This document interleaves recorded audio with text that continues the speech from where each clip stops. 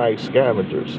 Anything that dies in the world, okay, they go and clean it up, right? You have your buzzards, your turkey buzzards. You have your anything, man. Your African wild dogs, right? You have your anything, okay?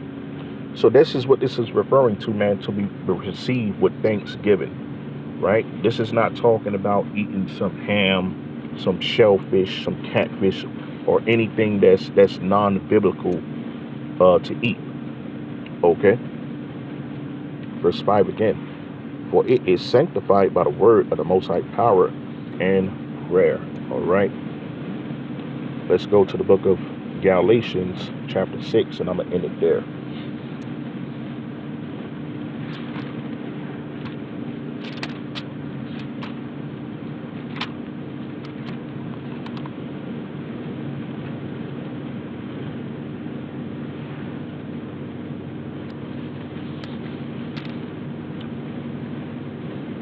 Okay, so once again, we're in the book of Galatians, chapter 6, and I'm going to start at verse 3.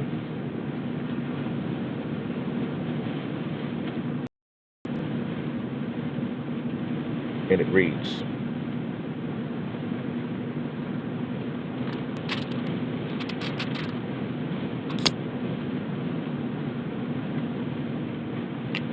for if a man think himself to be something when he is nothing, he deceived himself. Okay, so if you're going off your own mind, your own vain opinion, your own thoughts, do as thou wilt spirit, you're proud and you're haughty. You think you're better than someone when you're really not. You think you're up here when you're really down there. All right, the Most High consider you dust and ashes. All right, you're the dirt of the ground. Right, you was formed from the dirt and you're going to go back to the dirt, right? But you have people who walk around with this proud, haughty spirit, okay? They don't want to deal with people. They want to be antisocial because they think they're better than other people, man, right? This is what Paul says about you through the Spirit of the Most High, right?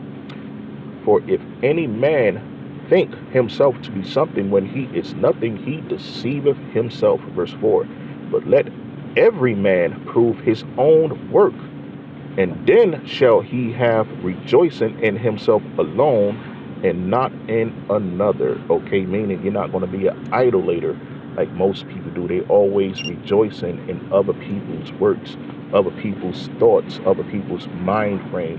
When the Most High gave you the same ability to do the same thing, you have your own brain, you have your own mind, right? You don't have to wait for other people to do things that you desire to hear and do.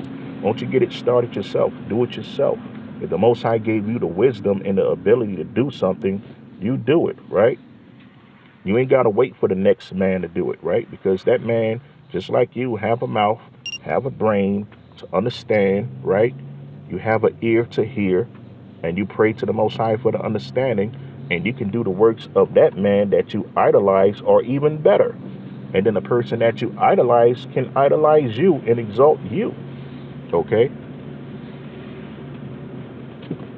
Verse 3 again from the top. But if a man think of himself to be something when he is nothing, he deceiveth himself. Verse 4. But let every man prove his own work. Okay? Prove your work, man. All right? Not the worldly work. Prove the work of the Most High if you deem yourself a so-called Christian, which is a follower of Christ. Prove it. Prove your work, man. Okay? Just like James said, faith without works is dead, man. Okay, so how can you say you have faith in the Most High and you have no works? You have no videos. You're not sowing the seed. Okay, you're not spewing out good fruits, man. Good fruits is not coming from that. You telling people to remain in sin. They don't have to keep certain laws because certain laws are done away with, but you can keep the other ones. You want to think of yourself as holier than thou. You think you're keeping the laws better than other people when you don't even really even know fully all of the laws to keep yourself. And then on top of that, you can't keep all of the laws. If you solely going to rely on the law, then you don't have faith in Hamashiach. Me personally, that's why I have faith in Hamashiach, because I'm fully aware that we can't keep all of the laws here, all the Levitical laws. All right, that's why Christ gave us grace. But the Most High sees the mind and the spirit. And if you see that you have a willingness to keep the law, statutes, commandments to the best of your ability, he's going to accept that, right? If you have the willingness of spirit, man, right? For if a man think himself to be something when he is nothing, he deceiveth himself. But let every man prove his own work. Pause. And then shall he have rejoicing in himself alone. Pause. And not in another.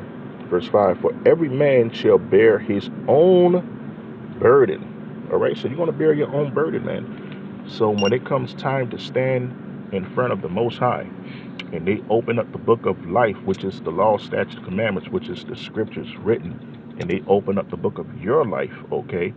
And if your book don't match up with the scriptures, then guess what? Right? That's why it says this here.